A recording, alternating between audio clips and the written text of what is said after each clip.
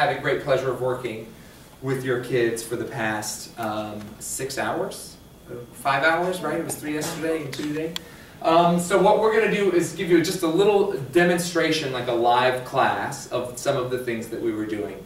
We covered a lot of big topics and huge issues that, that take some time to deal with. And we made some really substantial cracks today. But of course, it takes continued practice and a lot of repetition for these things to really become ingrained. So come on out here, you guys. One more time, a nice warm welcome. We don't want it to be a nice, safe environment. So circle up, don't worry about if your back is to the audience for right now. Come on next to me here, Cole and Seth over here. What we're going to do is something that we do as a class, and Allison and Allie know that this happens as well, but we need to warm up our bodies, right? And even though we are pretty warm overall with what we've been doing over the past couple of hours, we're still just going to show you what it is that we do to warm up. Now, number one is we're going to use our bodies physically. We're going to shake and move our limbs. The other thing that we're going to do is we're going to start to warm up the fact that we need to be making eye contact with each other, because we need to connect and we need to share through our eyes so that we can communicate that way. And then the other thing that we do with this exercise, which is really fast and silly and simple, is we also have to warm up our voices. So,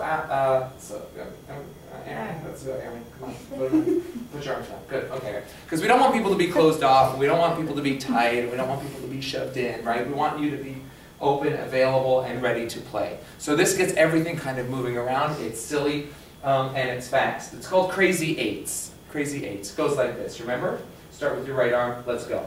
8, 7, 6, 5, 4, 3, shake it out. 8, 7, louder, faster. 4, 3, 2, 1. Can't hear you. 8, 7, 6, 5, 4, 3, 2, 1. 8, 7, 6, 5, 4, 3, 2, 1. 7, 6, 5, 4, shake, shake, shake. 7, 6, 5, 4, 3, 2, 1. 7, 6, 5, 4, 3, 2, 1. Come on, 7, 6, 5, 4, 3, 2, 1. 6, 5, 4, 3, 2, 1. 6, 5, 4, 3, 2, 1. 6, 5, 4, 3, 2, 1. 6, 5, 4, 3, 2, 1. 5, 4, 3, 2, 1. 5, 4, 3, 2, 1. 5, 4, 3, 2, 1. 5, 4, 3, 2, 1. 4, 3, 2, 1. 4, 3, 2, 1. 4, 3, 2, 1. 4, 3, 2, 1. 3, 2, 1. 3, 2, 1. 3, 2, 1. 3, 2, 1. 2, 1, 2, 1, 2, 1, 2, 1, 1, 1, 1, 1.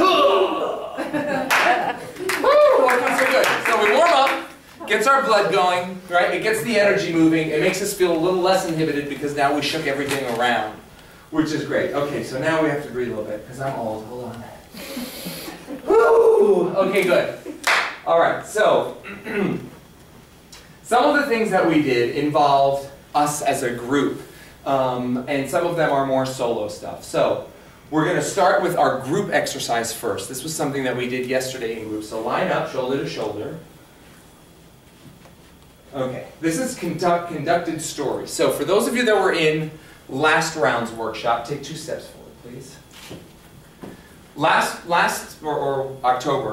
October's workshop, we did this exercise, which is called conducted story. I will point at one of our improvisers, and they will have to tell a story. And then when I move my hand to somebody else, they have to continue telling the story, okay? Except we're going to do it a little bit different this time. What we're doing differently is, when the story is over, and we love it and we clap our hands, of course, they're going to go into a huddle over there in the corner, and they're going to revisit the story that they just told. And they're going to say, okay, so there, and this is one we did in rehearsal, okay, so there was an octopus, and the octopus lived in a castle, and he had a bunch of friends, and the friends were his fish, and the fish lived in a cave. And then there was a shark, and the shark came, and he wanted to eat the octopus, and they fought each other off, and the end. Okay? And then they come out here, and then they're going to show us a live-action version of the story that they just told. So it's like an immediate play. An immediate play without any props, an immediate play without any costumes, without any rehearsal. And the challenge that they have is once they've come up with the structure, which is somewhat of a beginning, middle, and end, once they figured the structure, they go over there and then they try and figure out how they can make each one of those things just a little bit more of a scene and have some dialogue. And then present that here to you guys, right? So they're finding character, they're looking for scene structure, they're looking for overall story structure, beginning, middle, and end. So there's really a lot that goes on here. And any sort of resemblance of any of those aspects is a huge achievement, because they're doing it in only 4 minutes. Okay? So what I need from you guys is a story that has never been told before. What's your name, sir? Jacob. Jacob, nice to meet you. I have a son, his name is Jacob. Do you like your name? Yeah, he likes his name too. All right, so Jacob, do you like stories, movies? Do you like stuff like that? If you do, all right, so here's your opportunity, Jacob. I want you to think of a story that has never been told before, like, you know, The Stinky Sneaker, or something like that. Whatever you want. It doesn't have to be stinky, but it can be whatever you want it to be. Brand new story, and you're the person who comes up with the title. What would you like, Jacob? You didn't think of anything? Okay, maybe we can ask some help from some of the grown-ups around you as well, okay? Wait. What's it called? You said The Irritating Brothers. The Irritating Brothers? I love it. That's a great story. Thanks, Dad. All right, so with the help of Jacob and his dad, do you know Jacob? Okay. We have a story that is called The Irritating Brothers. That's the title, The Irritating... Now, by the way, since we only have a cast of 4 people, it's all right if we have a little gender swapping, right? If we have a couple people, if they're boys, they might play girls and vice versa. Okay, so The Irritating Brothers. Get close together. It's a once upon a time, and it ends with a the end, where all of us will say the end. Ready? Once upon a time, there was a girl named Lexi who had 2 very irritating brothers who would never stop asking things from her. Okay. The irritating brothers were always getting in her business, and she wanted it to stop. Then one day, she decided to lock her brothers inside of a cage. The cage was very small and it only had tiny breadcrumbs to eat. The brothers were very scared and did not have cell phones, so they could not call for help. But luckily, their parents heard them and punished the sister very hardly. And then they got out of the cage and they lived happily ever after. The end. Wow, okay, very nice. Round of applause. Okay. All right, now, your story is a tiny bit shallow. That means it's, you know, it's not very deep.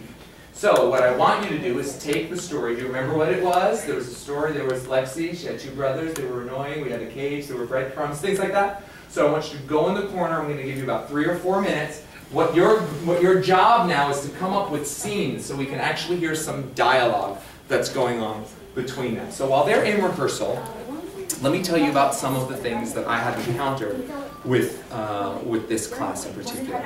Number one, we were working really hard on trying to get this eye contact. For a lot of our performers, they were either looking up here to think about what they wanted to say, or they were looking at someone's shirt, because for some reason, I think it's, you know, a pretty obvious reason, it's intimidating to look at somebody in the eyes and to stay connected with them. So they would like check in and then go someplace else. It does 2 things. One, it says that they are not really comfortable yet with what they're doing. And 2, it says, I'm thinking about what I should be saying and I'm not just responding to the person that I'm in the scene with, right? Huge breakthrough with that just this past hour. We had almost all of them really locking in, and when they did, something changes in them. It doesn't sound like they're talking like them. It sounds like their character or their creativity of what they want to be conveying is starting to come out, right? And you can see them feeling, you can see them being affected by something, and you can see them affecting the other person. So it was a really big change. But it is the same, and it's probably the #1 thing, especially at a delicate age, where they're feeling, you know, you have to act a certain way, and you know, that their peers are expecting them to either be cool or not be silly, or they insult them so immediately and they take it so personally, right? That it makes the eyes go back into themselves instead of out and to connect. So the fact that they did that was very brave and very daring. The other issue doesn't know how to get its way out, right? And I'm trying to tell them, just ground yourself, feel your feet against the floor, and just let that soak down, right? Instead of having it sort of spit out in different places. And you can see a marked improvement when they stand and hold their ground than when they're like, you know, shifty and pinchy and flighty like that. So we'll see what comes through now after they move. You guys have to wrap it up. It's almost time now, okay? This is going to be a difference between what we were rehearsing on earlier, which looked like recess, when they were running around and retelling the story as they wanted to, versus a more respectful presentation in a theatrical format. Okay, so instead of it's like, hey, it's the little party, and let's do what we want to do, and let's run here, and we'll do like that, and let's run here and do like... It is, here you have your stage, and here you guys are the audience, and they need to present this story in this very presentational manner. Okay, so we'll see where those adjustments are, because it was very, very sloppy early on, and we've been modifying it and modifying. Come on back, it's time. All right, so what's the title of the story? Annoying. Yeah? Two irritating brothers. Two irritating brothers. Ladies and gentlemen, the Hilton Garden Players. Hey, sis, can I borrow your phone? No. Move downstage, please. Just move downstage. Move downstage and go again. Start again. Hey, sis, can I borrow your phone? No. You haven't even gave me back my iPad. Please. I really want to text my best friend. Yeah, I need to invite my friend over to my house. Can you guys quiet it down a bit? I'm trying to do taxes. Please, just Fine. I'll give you the phone if you give me my iPad. okay. Yeah. Yes. Ground yourself. Ground yourself. No, let me call my friend. Hey, no. Would you guys keep it down? I'm trying to play a game. How about you call your friend, I call my friend, and they come over and we can all annoy her. Guys, I'm sorry, but you guys can't have friends over tonight now. It's your bedtime, isn't it? Get on to bed, you two. Yeah, I'll help them into bed. No, give me the phone. You're being locked in the dungeon. No. Turn around, Amber. There you go. Can we at least have some food? There's some breadcrumbs right there. How about that? Yes, that's my favorite. Oh, wait. Ugh. Is that a rat skull? That's your favorite. Yeah. Good night, Mother. Are your brothers okay? Yeah. How do I go up and check on them? No. Help us! Mom! Who did this to you? They got locked there. themselves in a cage. They didn't want to go to bed. Why did you lock yourself in a cage? They just didn't want to go to bed. Locked us in here. Well, like you see, once upon a time, she got mad at us and locked us in a cage. No, they locked The themselves end. in the cage. Okay, why don't you two go to bed? I think something's been going on with your brain. So just go on to bed. You guys should get some sleep. Thank you, honey. You're welcome, Mom. And they all lived happily ever after. Come down, Val. Come down here, Val. The Hilton Garden Players, ladies and gentlemen. Very nice. Very good. Excellent work. Very good. So much better than before.